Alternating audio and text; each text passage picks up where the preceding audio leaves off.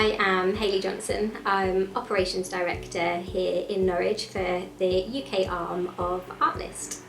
So Artlist are a leading creative technology platform, and we provide powerful video and image editing software. We've got almost 900,000 professional digital assets, all wrapped up in a global revolutionary platform, ultimately. And so it's our mission to really empower content creators all over the world to be able to tell their story through the content that they create. I was completely different to the person that I am now, in that I had very little ambition. I lived in quite a small village in North Norfolk, and I just had no clue of what was ahead of me in terms of the kind of adventure of work and life. I was fostered as a child, so I was very fortunate to have a really nice foster family, but at 16 years old I thought I knew it all and wanted to grow up way too quickly, and so left the care system and was living on my own in a flat. So at that kind of time, I guess it was more about survival, if I'm honest. I was working 3 jobs to be able to just pay the bills, and so I guess my focus at that point was playing house and just being able to earn enough money to put the food on the table. I wasn't even really thinking about the possibility of having a career ahead of me.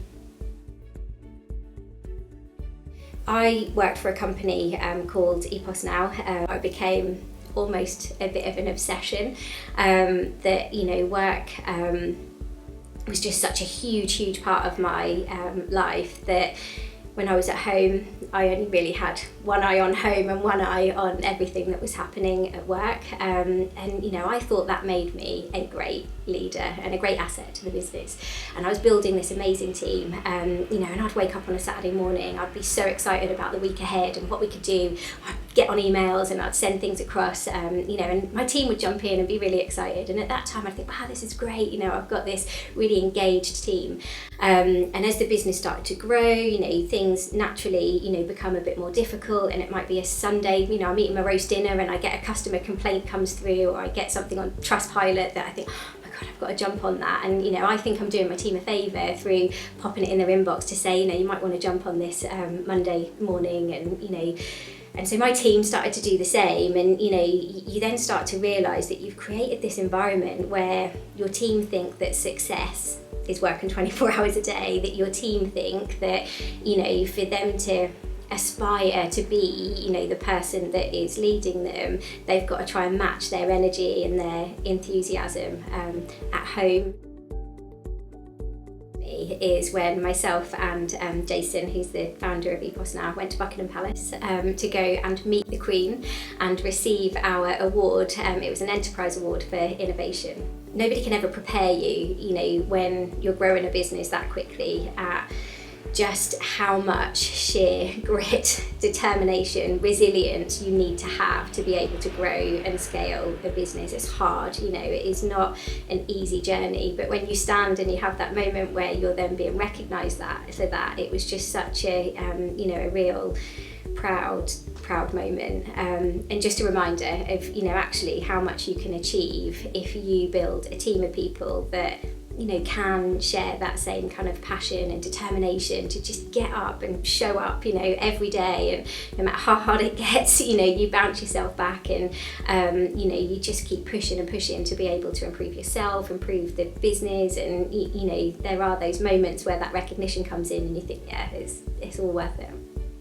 And literally next to me was Prince Philip, and you're just like, oh my God, like he's there, and he's like, it was right next to me talking to the group of people there, and you saw all of these different members of the royal family walking around you, and then everything kind of went quiet, and we all had to queue up because the Queen was then going to be brought through. She had some of her ladies in waiting, is that what you call them, that were walking with her. It's all very traditional. And so I get Jason, I pull my way into the front to be like, right, come on, we're going to get her to stop there. she doesn't, she walks straight past us. I was like, no way, I'm not having that. And so we went through the crowd and like snuck through to get further up. She did it again, like second time in a row, walked past us. And so I could see like where the door was to go into her like chamber. And I was like, right, come on. Like, and so we third attempt got in there, and this time, you know, whether she had spotted me like crowd surfing to get to meet her, but she did, she stopped and, you know, she talked to Jason and I and the person next to us and asked us, you know, what we do, and it was just amazing. So again, determination determination and grit, and you will succeed.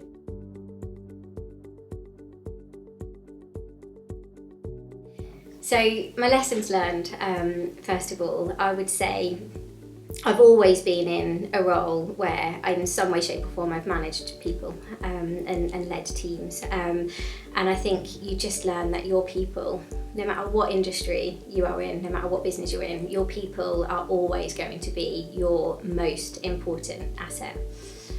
And so, you know, when you're hiring your leadership team, you know, it is so important that you hire leaders that understand and value that, and people that genuinely care about the people that they serve, because that's the role that, you know, they are coming in to do. And if you get that right, you know, you are halfway there. But I think it's also about hiring people that you trust, and you then trust them to do the job that you are hiring them to do.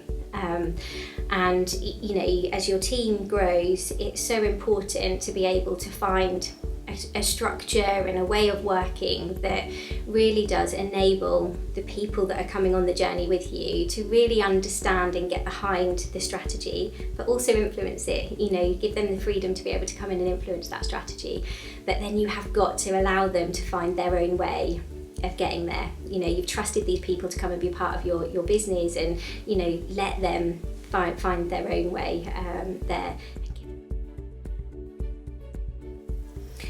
I think if I had the ability to go back in time and give myself some advice, I think the first thing would just be brave, be curious, you know, don't apologise for being ambitious. I think sometimes, you know, we do have that feeling of, oh, people are going to think I'm aggressive if I go for this, or you know, people are going to think I'm getting too big for my boots if I put myself into the next position. So I'd say definitely be brave and be curious. The other thing, and I don't think this is just about work actually, if I'm honest, I think this is about how you live your life, is don't settle. You know, whether it's in your career or whether it's in your home life, you know, if you've got those voices in your head that are telling you that something's not quite right, the chances are something's not quite right. And I think I have historically wasted too much time, you know, trying to fix things that, you know, perhaps I need to go in a slightly different direction. And, you know, I think the greatest leaders in the world are really good at being able to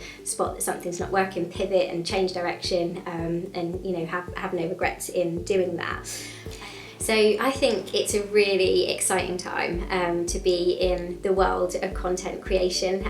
You know, we live in a generation where it's just so normal to tell your story through the power of video. You know, you think how children live their lives with their mobile device in the palm of their hand, constantly on TikTok, Snapchat. You know, they don't talk to each other anymore, they don't write messages to each other anymore. You know, everything is around kind of being as creative as possible with, you know, their everyday lives. And there's lots of people out there that actually want to make a career out of and make money out of content creation.